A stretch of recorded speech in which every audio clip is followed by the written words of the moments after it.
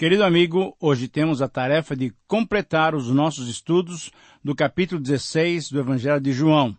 Você deve se lembrar que inicialmente estudamos os versículos 1 a 11, depois no programa passado, os versículos 12 a 24. E hoje nós vamos completar o capítulo estudando os versos 25 a 33. Lembrando que ainda estamos naquela quinta-feira à noite, poucas horas antes de Jesus ser preso e depois ser crucificado, sacrificando-se em nosso lugar. No próximo programa também estaremos ainda dentro desse contexto e estudaremos as palavras de Jesus dirigidas ao Pai, texto do capítulo 17, que tem sido chamado de a oração sacerdotal. Essas palavras que nós vamos estudar hoje foram as últimas dirigidas aos seus discípulos. Então são palavras de preparação para a vida futura, sem a presença de Jesus, sem a presença física de Jesus. São palavras então de encorajamento, de estímulo e palavras em que o Senhor Jesus fala sobre a futura habitação do Espírito Santo na vida dos discípulos. Por isso, pela habitação, em definitivo, do Espírito Santo na vida dos cristãos, esse texto merece toda a nossa atenção, porque essas palavras se dirigem também a nós. Nós que somos cristãos, que somos discípulos do Senhor Jesus, discípulos de todos os tempos e em todos os locais. O título para esses versos é Certeza de Vitória em Meio às Tribulações. Eu vou repetir. Certeza de vitória em meio às tribulações. A proposta, o desafio, a proposição desse texto, em resumo, pode ser dada através dessa frase. Todo discípulo verdadeiro é encorajado a apropriar-se da vitória que Jesus obteve na cruz. Eu repito, todo discípulo verdadeiro é encorajado a apropriar-se da vitória que Jesus obteve na cruz. E nesses versos finais do capítulo 16, nós vamos encontrar 3 maneiras pelas quais a vitória de Jesus pode ser apropriada por cada um de nós que somos seus discípulos. Em primeiro lugar, nos versículos 25 a 28, a vitória é apropriada pela compreensão da nossa relação com o Pai. Essa vitória de Jesus pode ser apropriada por nós quando nós compreendemos claramente a nossa relação com o Pai. Então vamos fazer algumas considerações para podermos entender bem os versículos 25 a 28. Primeiro, Jesus revela completamente a relação dos cristãos com o Pai no versículo 25, quando diz assim, essas coisas vos tenho dito por meio de figuras, vem a hora em que não vos falarei por meio de comparações, mas vos falarei claramente a respeito do Pai. É interessante notarmos por essas frases que Jesus explicou pela última vez aos seus discípulos o seu método pedagógico de ensino. Através das suas parábolas e metáforas, Jesus declarou profundas verdades espirituais através de cenas corriqueiras. Muitas vezes eram palavras difíceis até de entender, frases que não poderiam ser discernidas com a mentalidade humana por aqueles que o ouviam ocasionalmente. Jesus sempre pretendeu, através das suas palavras, provocar reflexões, provocar pensamentos, provocar, enfim, um discernimento espiritual. Aos que com humildade pediam maiores explicações, Jesus era generoso em explicar-lhes e conduzi-los às verdades eternas. O melhor exemplo dessa situação se viu naquela mesma noite, quando Jesus tinha falado aos discípulos da videira verdadeira e da mulher que sofre ao dar à luz. Jesus, então, lhes afirma que aquela era a hora em que ele não usaria mais esse método na sua comunicação com eles, mas o Senhor Jesus lhes falaria claramente agora a respeito do Pai. Já eram os minutos finais, as horas finais. Então, comparando com a maneira do Antigo Testamento, certamente a possibilidade de um relacionamento direto com o Pai era uma grande bênção. Então, em segundo lugar, Jesus ensinou que a maneira certa de pedir, anote bem isso, é através do seu nome, é através do nome de Jesus. Isso nós vemos no versículo 26. Veja bem esse texto. Naquele dia, pedireis em meu nome. Então, Jesus repete o que ele já tinha dito naquela noite em 14, 13 e em 16, 23 e 24, como nós vimos no programa passado. A maneira de se apresentarem diretamente a Deus seria através do nome de Jesus. Jesus lhes disse que quando voltasse para o Pai, o pedido direto ao Pai deveria ser feito em seu nome. Querido amigo, essa é uma verdade importante que deve ser preservada. Jesus é o único mediador, o único intermediário, o único nome aceito diante do Pai. Mas Jesus continua com as suas afirmações e aí então completa o versículo 26. Então, em terceiro lugar, Jesus ensinou que os cristãos podem ter acesso ao Pai. Veja bem essas palavras do versículo 26. E não vos digo que rogarei ao Pai por vós. Agora, ao ouvirem essas palavras, talvez os discípulos ficaram sem entender. Mas Jesus estava lhes dando uma notícia muito especial. Jesus não está se opondo a orar por eles. Não, não era isso. Pelo contrário, Jesus estava lhes dizendo que pela presença do Espírito Santo neles, pela maturidade adquirida, eles poderiam orar, falar diretamente com o Pai. Jesus estava dizendo que eles teriam acesso direto ao Pai, só que através do seu nome. Os discípulos poderiam pedir direto ao Pai, embora saibamos que ele ainda intercede a favor dos cristãos, conforme nós vemos em Romanos 8:34, Hebreus 7, 1 João 2. Então, a maneira pela qual nós podemos nos relacionar com Deus é através do nome de Jesus. Em quarto lugar, Jesus revelou o amor do Pai pelos cristãos, conforme o versículo 27. Diz assim, porque o próprio Pai vos ama, visto que me tendes amado e tendes crido que eu vim da parte de Deus. Ora, é importante sabermos que nessa frase, Jesus está dando a razão pela qual os discípulos, ou todos nós, os cristãos, podemos chegar e falar diretamente com Deus. É que Deus, o Pai, nos ama. Sim, nós somos amados do Pai e por isso podemos chegar diretamente a Ele e podemos orar. Mas, sabe por que Deus nos ama? Esse amor é uma resposta ao nosso amor e à nossa fé nele, como um enviado da parte do Pai. Isso é, o nosso amor e a nossa fé em Jesus, quando nós cremos que ele é um enviado do Pai, então o amor do Pai recai sobre nós também. Querido amigo, quando nós recebemos Jesus, conforme lá no comecinho do Evangelho, em 1:12, quando o nosso amor e fé estão colocados no Senhor Jesus, nós nos tornamos filhos de Deus e então o Pai, com certeza, atenderá aos nossos pedidos. Olha, é por isso e assim que nós precisamos entender. Nós temos aqui então uma preciosa lição sobre a nossa vida de oração. Se desejamos ser ouvidos por Deus, temos que amar e crer em Jesus como Deus encarnado, como Deus vindo ao mundo, enviado pelo Pai, que nos ama completamente. E finalizando esse primeiro parágrafo, em quinto lugar, Jesus declara a sua missão. No versículo 28, ele diz assim, eu vim do Pai e entrei no mundo, todavia deixo o mundo e vou para o Pai. Jesus, em outras palavras, estava dizendo aos discípulos que estava cumprindo integralmente a sua missão. Ele tinha vindo, enviado por Deus para salvar os pecadores, para abrir um novo e vivo caminho na presença de Deus.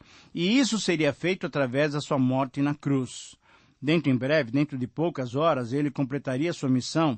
E então, em certo sentido, embora ele fosse proclamar isso na cruz, lá no capítulo 19, versículo 30, Jesus estava demonstrando aos seus discípulos que tudo estava consumado. A nossa salvação, o nosso acesso ao Pai e a nossa vitória é apropriada pela compreensão dessa nossa relação com o Pai.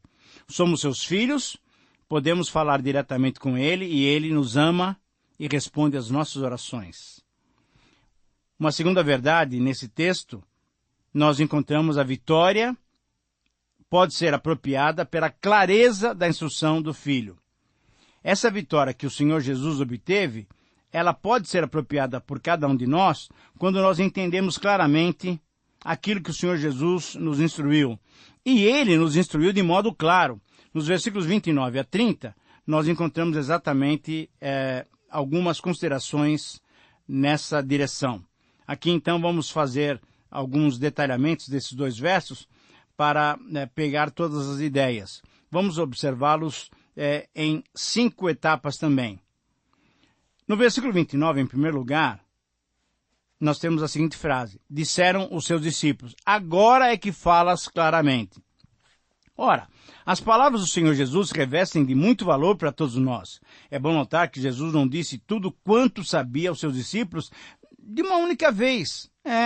Não tinham condições de receber tudo. Aquilo que ele tinha que falar, aquilo que ele tinha para revelar, ele foi fazendo progressivamente. Jesus foi explicando as verdades eternas à medida da capacidade dos discípulos entenderem. Foi fazendo as revelações progressivamente. Logo depois da sua morte e da vinda do Espírito Santo, aí sim eles entenderiam todas as coisas de maneira mais completa. E assim como eles, nós também podemos entender a palavra mediante a iluminação do Espírito Santo. Jesus foi direto, não usando mais metáforas. E no final do versículo 29, em segundo lugar, os discípulos reconheceram essa metodologia. Eles disseram, e tu não empregas mais nenhuma figura. Ora, Jesus sempre usou figuras e símbolos para dizer certas verdades, sem entrar diretamente no assunto da sua vinda do Pai e do seu retorno para o Pai. Agora, entretanto, ele deixava tudo esclarecido diante deles. Mas pergunta-se, por que Jesus dificultou o entendimento das suas palavras?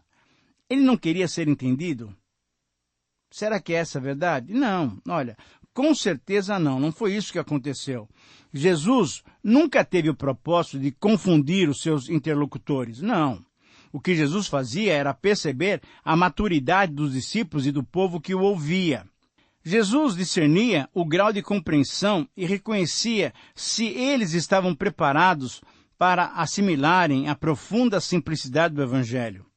Eles teriam de crer contrariamente ao conceito popular, que ele, o Messias, deveria morrer, ressurgir, voltar para o Pai e enviar o seu Santo Espírito, para que nós todos tivéssemos uma nova oportunidade de nos relacionarmos com Deus. Isso era um absurdo para os judeus, crer que o Messias deveria morrer. Agora, nesses momentos finais, Jesus reconheceu que eles poderiam já suportar a revelação de todos esses detalhes. Por isso os discípulos perceberam que o Senhor Jesus lhes falava claramente, diretamente. Quem é professor sabe que não pode transmitir novos conceitos ou novos conhecimentos de uma só vez. O bom professor progressivamente vai expondo até que possa falar completamente esse novo ponto, essa nova verdade. Jesus procedeu exatamente dessa maneira e agora falava claramente com seus discípulos sobre o seu sacrifício em nosso favor. Diante disso, querido amigo, louve a Deus por suas revelações que são feitas progressivamente para que nós possamos entender a sua maneira amorosa de tratar conosco. Em terceiro lugar, Jesus sabia de todas as coisas. Veja o versículo 30. Os discípulos confirmaram. Agora vemos que sabe todas as coisas. Ora, é importante destacarmos essa frase, porque os discípulos tinham sido alvo de um longo aprendizado. Por 3 anos, Jesus não somente pregou para os descrentes.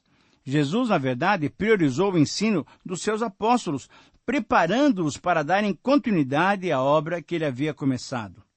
E aqui vemos que eles chegavam a conclusões cada vez mais claras agora a respeito de Jesus. Realmente, eles cresceram espiritualmente. Estavam entendendo quem era Jesus e o seu ministério. Embora fosse um crescimento lento, os discípulos reconheceram a sabedoria de Jesus, reconheceram a onisciência de Jesus e, portanto, reconheceram também a divindade de Jesus. Pois só Deus é onisciente, onipotente e onipresente. Em quarto lugar, Jesus não precisava mais ser questionado. E o verso 30 ainda prossegue com essas palavras. E não precisas que alguém te pergunte. Essa é uma afirmação muito interessante, pois ela nos remete à tradição que vinha desde o Antigo Testamento, lá em Deuteronômio 18, versículo 15 a 19. Essa tradição dizia que o Messias, quando viesse, teria um conhecimento tão surpreendente a ponto de responder todas as questões que lhe eram propostas. Certamente, os discípulos comprovaram nos embates que Jesus teve durante todo o seu ministério com os escribas, fariseus e outras autoridades religiosas, essa capacidade extraordinária de Jesus de responder tudo quanto lhe era perguntado. Mas nessa tradição também, dizia-se que o Messias seria tão sábio, mas tão sábio, que ele teria capacitação de perceber as questões reais dos seus interlocutores. E essa capacidade de Jesus, além de outros textos, João demonstra em 2, 23 a 25, quando fala que Jesus conhecia o coração deles, e em 3, 1 a 11, na conversa de Nicodemos. Mesmo sem ter expresso, Jesus sabia o que afligia o coração de Nicodemos. E por isso mesmo, depois de todos os elogios do fariseu, Jesus então lhe declarou: em verdade te digo, que se alguém não nascer de novo, não pode ver o reino de Deus. Se você olhar no texto, Nicodemos não falou nada sobre isso, mas Jesus falou sobre isso, porque ele sabia que isso é o que ia no coração de Nicodemos. Então, ao responder dessa maneira, Jesus tocou no âmago da questão e supriu a necessidade interior de Nicodemos. E isso se confirma pelo fato de Nicodemos se tornar um discípulo de Jesus. Agora, você já agradeceu a Deus? Que bênção, que bênção! Nós temos um Senhor que sabe das nossas questões mais sérias, mesmo que nós não as declaremos. Jesus conhece o interior do meu coração. Conhece o meu interior, mesmo que eu não expresse isso verbalmente. Ele me conhece e ele te conhece. Agora, você se sente seguro assim? Esse é o teu Salvador, esse é o teu Senhor. Portanto, glorifique a Deus pelo cuidado e pelo interesse de Jesus por todos nós. Em quinto lugar, Jesus de fato veio de Deus. Versículo 30 termina com essa afirmação. Por isso nós cremos que de fato viesse de Deus. Ora, diante de todos os fatos, diante dos 3 anos de ministério, dessas evidências todas, os discípulos, ao fazerem essa afirmação, confirmavam mais uma vez, conforme Mateus 16 e conforme João 6, que criam na divindade e na messianidade do Senhor Jesus. Alguns poderiam até dizer, finalmente reconheceram. Mas se esquecem de que nós também temos condições favoráveis de conhecer ainda mais Jesus, porque além de termos a Bíblia, que é a revelação completa de Deus, temos também o Espírito Santo que habita em nós e que nos ensina e nos guia a toda a verdade. Mas, muitas vezes, nós somos lentos também, ou até mais lentos que os discípulos. Querido amigo, você tem crido nessa verdade? Você tem crido em Jesus dessa maneira? Esse é o desafio para todos nós. A nossa vida será vitoriosa se nos apropriarmos das claras instruções do Senhor Jesus. E, finalmente, agora, em terceiro lugar, nos versículos 31 a 33, nós podemos afirmar que a vitória pode ser apropriada, a vitória de Jesus pode ser apropriada por cada um de nós pela paz que Ele nos concede em meio às aflições. Vamos fazer algumas observações finais sobre essas importantes palavras do Senhor Jesus. Em primeiro lugar, nós vemos a ternura de Jesus, versículo 31. Jesus conhecia bem os seus discípulos, como também conhece a todos nós. Ele sabia que, apesar daquela confissão deles, ainda eles não estavam preparados para enfrentar a prova de fé, uma prova de fé dura, como aquela que estava por vir. Então, o Senhor Jesus lhes disse, credes agora? Essas palavras de Jesus devem ter causado um certo espanto nos discípulos, pois eles tinham acabado de confessar que criam nele como enviado de Deus. Mas Jesus sabia que logo eles estariam enfrentando uma das mais duras provas que eles experimentariam em suas vidas. Isso é, ver o seu Senhor morto. Com essa pergunta, Jesus então demonstra ternura, demonstra cuidado, demonstra-lhe que eles deveriam estar preparados para as aflições que cairiam sobre eles. A pergunta para nós é a seguinte: para você está preparado para enfrentar as duras provas a que nós somos submetidos? Você certamente tem tido provas. Você tem estado preparado? Querido amigo, mantenha-se vigilante colocando o seu olhar fixo no autor e consumador da nossa fé, o Senhor Jesus. Em segundo lugar, observemos a solidão de Jesus conforme as palavras do versículo 32. Eis que vem a hora, e já é chegada, em que sereis dispersos, cada um para sua casa, e me deixareis só. Jesus disse aos seus discípulos que a sua hora tinha chegado. Naquela hora, eles o abandonariam e voltariam todos para suas casas, deixando-o sozinho. Deixando-o solitário. Jesus conhecia bem os seus apóstolos, e ele nos conhece muito bem também. Ele sabe que a nossa estrutura espiritual é fraca, e nem sempre estamos dispostos a sofrer vergonha, humilhação e morte por ele. Em lealdade a ele. E nós sabemos que isso de fato aconteceu. Pouco tempo depois dessas palavras, logo depois que Jesus foi preso, os discípulos o abandonaram. Foram todos dispersos. Cada um foi para um lado. Será que você também não abandonaria Jesus? Será que nós não iríamos para as nossas casas com medo das autoridades? É uma reflexão que só você pode fazer diante de Deus. A terceira observação nos mostra o perdão de Jesus ainda no versículo 32. Contudo, eu não estou só, porque o Pai está comigo.